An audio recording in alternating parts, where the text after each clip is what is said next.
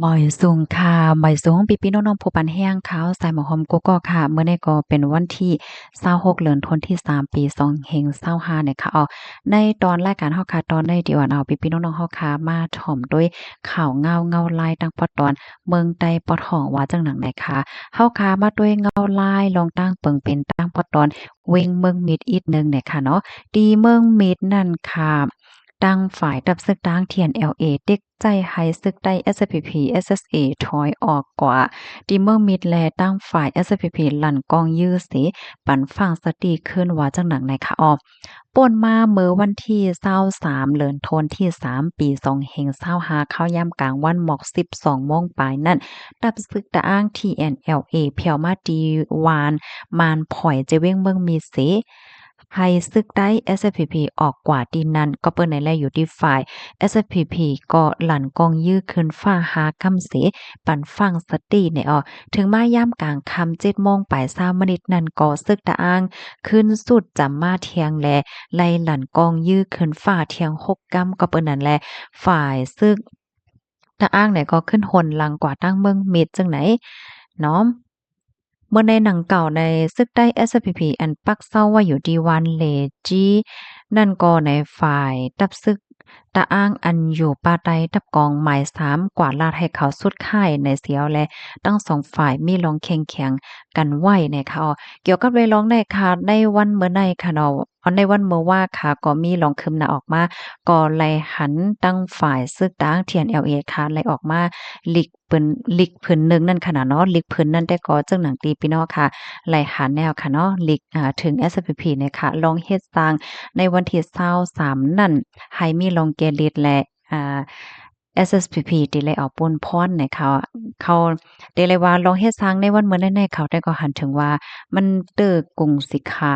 ในฐานะที่เป็นจุ้มอ้อยหลี5สังหาเกี่ยวกับไปลองใน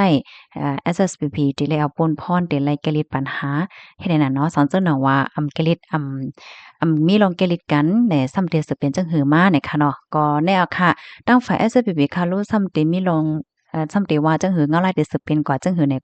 ก็ไปด้วยกว่าเที่ยงไหนค่ะเนาะสังว่าพี่น้องเฮาค่ะถ่อมยาวในตอนไหลติ่มป้อแจ้งเลี้ยงในพี่น้องค่ะอ่านและค่ะนะดีในเพิ่นลิกอันไหนเนี่ยค่ะเพราะว่าไลโหไล่โหย่อยมันเที่ยงยาวเนี่ยก็ได้เอามาสืบเป็นแพร่ปันพี่น้องเฮาค่ะกว่าเที่ยงค่ะน่ะข้อมูลอันใดที่ก็ค่ะเลยเปิงเอียวมาดี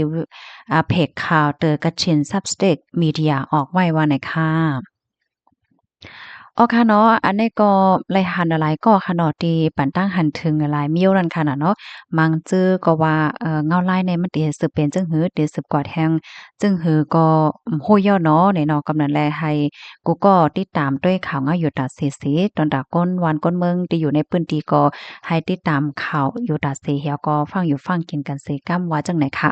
มันก็ปันตั้งหันถึงว่าอ่า มาด้วยลูกเนี่ยว่าไล่เฮ็ดสร้างศึกเจ้าคือศึกลูกพื้นเปิ้นเฮ็ดเปิ้นสร้างจึงหือนี่เนาะ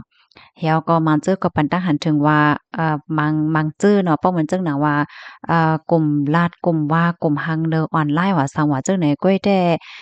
เงาลายเดี๋ยวซ้ำได้เป็นกว่าจังหือหลานได้มาด้วยลูกลองเฮ็ดสร้างศึกเจ้าคือในวันมื้อได้เปิ้นได้ก็มันเปิ้นฮ้อจังอะลัดได้เฮ็ดได้ กำเหลียวสังสิงให้แหน่เนาะมันก็ปันดาหันถึงจังไหนเนี่ยค่ะว่าพี่น้องค่ะโลซ้ำหันถึงจังหือนั่นค่ะน่ะเนาะอ๋อค่ะมันเจอก็ว่าเปิ้นได้ป้อรัดย่อยป้อรัดนำก้อยน่ะว่าเฮ็ดสร้างเฮ็ดสร้างเอาก้อยเนี่ยมันก็ส่ำว่าจังไหนเนี่ยค่ะเนาะแลหันตั้งหันถึงละลายก็ที่อันเปิ้นแต้มจังนี้นะพี่น้องค่ะรู้ส่ำหันถึงจังหือผู้ฮู้ผู้หารเฮาค่ะอบโอ้เพิ่มเติมข้อมูลมาลัยเนี่ยค่ะเนาะ ตอนนี้ก็มีกันหน้าแง่ค่ะนะค่ะได้มาอ่านตั้งหันถึงพี่น้องเฮาหน่อยค่ะถ่อมกันอยู่ที่ไรตั้งไรพองค่ะที่ไรฝนตกพองค่ะเนาะบางทีก็ฝนได้ตกยามบางทีก็ฝนเต็มตกเนี่ยค่ะพี่จ้ายคนค่ำเฮาแต้มมาว่ามื้อเหลียวได้เอไอเข้าในก็รู้จักภาษาลิกลายใต้ยาวค่ะไข่ลาสังไข่โอบสังเขาในก็เอาใจว่าก้วยยาวใจห่า อ่ายินโจมค่ะยินโจมดีปันตั้งหันถึงและเพิ่มเทียมข้อมูลมาหน่อยค่ะเนาะใจเด้ค่ะเอไอเมื่อเลียวก็มันมาแรงน่ะอะค่ะเนาะ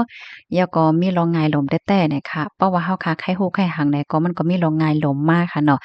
อ๋อค่ะกลลีเด้อค่ะนะปีเฮาค่ะเตรียมมาแน่ แต่เลยว่าหมอแต้มแต่เลยว่ายินจมแต่เฮ็ดให้เขามีหยังก็แนะนำกันไล่นะคะเพราะว่าเฮาคามาด้วยเที่ยงมื้อเหลียวในว่าได้เป็นนักการอิหยังก็ย่อค่ะเนาะมันก็มีลองแข่งกันหังกันซุหน่อยเนาะเอไอเนี่ยมันออกมาแทงอันหนึ่งนะค่ะยังไปไลใจด้วยเนี่ยมันก็โพรโมตมาอยู่เรื่อยๆค่ะนะจ้ำใจด้วยแลสังสิ่งตั้งกูเกิลเนี่ยค่ะเนาะอ้อเฮียก็มื้อเหลียวในเพราะว่าเฮาคาเตรียมดินเนอร์กูเกิลค่ะนะเฮาคาเตรียมถามเนี่ยมันก็ออกมาติเดียวเนาะมันก็บอกแต่มันพอออกมาจังไหนนะอ๋อเหมือนหนังว่าเฮาติเฮ็ดถือให้ป้าอยู่หลีเฮาเคียมในเฮาแต้มเนี่ยมันก็ออกมากำเดียวค่ะ เพราะว่าเฮาค่ะเอาตั้งใต้เหตุเตรียมได้ก็บางทีก็เต็นไลค่ะเนาะบางทีมันก็ได้ออกมาอย่างในอยู่เฮ็ดเนี่ยมันติมีหลายๆเมียวค่ะเนาะมันจั่ง ChatGPT เขาย่อก็อันที่เมืองแขเขาเพิ่นเฮ็ดออกมาเมื่อเร็วในนั้นอิหยังแน่ข้าเว้าลืมชื่อมันเนาะข้ายังบ่ได้จำด้วยค่ะเนี่ยอันนี้ก็เตรียมลิกใต้ก็มันก็ตอบมาเฮ็ดให้ค่ะเนาะแต่เลยว่าคิดกราฟแต่ๆเนาะกลับปานมื้อเหลียวได้นั่นเนาะเพราะว่าล้ำคิดนี่ก็ส่ำแต่เลยว่าจั่งซี้ ทำตีให้ไทยตกลื่นค่ะเนาะเพราะว่าเฮามาด้วยมาเลยในว่าได้เป็นในตอนของการอิหยังก็ย่อเนาะเปิ้นเอาเทคโนโลยีการซื้อหารจังไหนก็มาใจตื้อตั้งนำค่ะในตอนของบางตึกก็เปิ้นใจเทคโนโลยีค่ะเนาะย่อก็ในตอนของการออกตาออกตังกดสำเสียนเปิงค่ะใจอ่อนหลายทีเดียวเนาะบ่เหลียวได้เอาค่ะยินจมนำๆค่ะมาแทงค่ะน้อง เมืองใต้เฮาค่ะถูกลี้ไล่เมืองใต้ถูกลี้มีศึกใต้จุ่มเหลียวหวานเมืองจังเฮอเฮิงขึ้นย้ายนะคะว่าอ๋อค่ะอันนี้ก็ปีเฮาปันดาหันถึงมาในค่ะเนาะยินหลีนจมค่ะนั่นยาวค่ะเนาะสังเจอหนังว่าพร้อมเสียงเป้งปากกันเป็นน้ำหนึ่งใจเดียวกันไหนได้ก็อืมันจังว่าเฮอค่ะเนาะลองตั้งขึ้นแยมไม้สูงว่าสังว่าเจ้านายเฮ็ดให้นั่นค่ะน่ะเนาะ นั่นเอาค่ะลองพร้อมกันได้ก็มันก็ลีน่ะจังหนังว่านั่นแหยวค่ะเนาะยินชมค่ะยินชมที่ปันตั้งหันถึงมาเนี่ยค่ะเนาะมื้อเหลียวเงาลายทางเมืองใต้ปอดของก็ได้เป็นหือก็บ่ฮู้ค่ะเนาะก็สืบไปด้วยกว่าเที่ยงเฮ็ดให้เขาพี่น้องเฮาค่ะสไปด้วยข่าวงากว่าเที่ยงค่ะเนาะมาเที่ยงค่ะพี่น้องค่ะเตรียมมาปันแห้งซึกได้อยู่ค่ะอย่าไปยอมค่ะต่อสู้กว่าค่ะขัดใจค่ะนะคะว่า อ๋อค่ะมื้อเหลียวในก็ไปด้วยค่ะเนาะว่าตั้งฝ่าย SSPP ค่ะรู้ซ้ำที่ว่าจังหือนั่นน่ะเนาะมื้อเหลียวในค่ะก็ไปด้วยอยู่ค่ะเนาะตั้งโครงการของ SSPP เพิ่นได้ออกข่าวมาว่าจังหือและจังไหนค่ะหนังหือพี่น้องค่ะบ่ได้เลยฮู้เงาลายคือดันนั่นน่ะเพราะว่าเฮาค่ะมาด้วยเงาลายมื้อเดียวก็เป็นเฮ็ดนั่นน่ะว่านะที่เมืองมิตรเนี่ยค่ะนะอ้อที่ตั้งเมืองมิตรตั้งเมืองใต้ปะทองนั่นค่ะน่ะเนาะมันก็เงาลายมันเนี่ยมันเป็นไว้เฮ็ดจั่งแนวอะ แล้วก็หลีกเลี่ยงออกมาเที่ยงเหมือนในเขจังไหนนั้นค่ะน่ะแล้วก็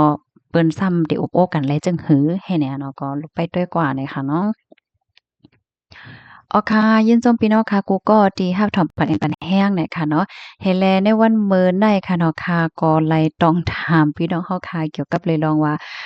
Democracy อันว่าได้เป็นสางเนี่ยค่ะเนาะพี่น้องเฮาค่ะผู้ถอมรายการเฮาค่ะเนาะสั่งว่ารับถอมอยากให้เพิ่ม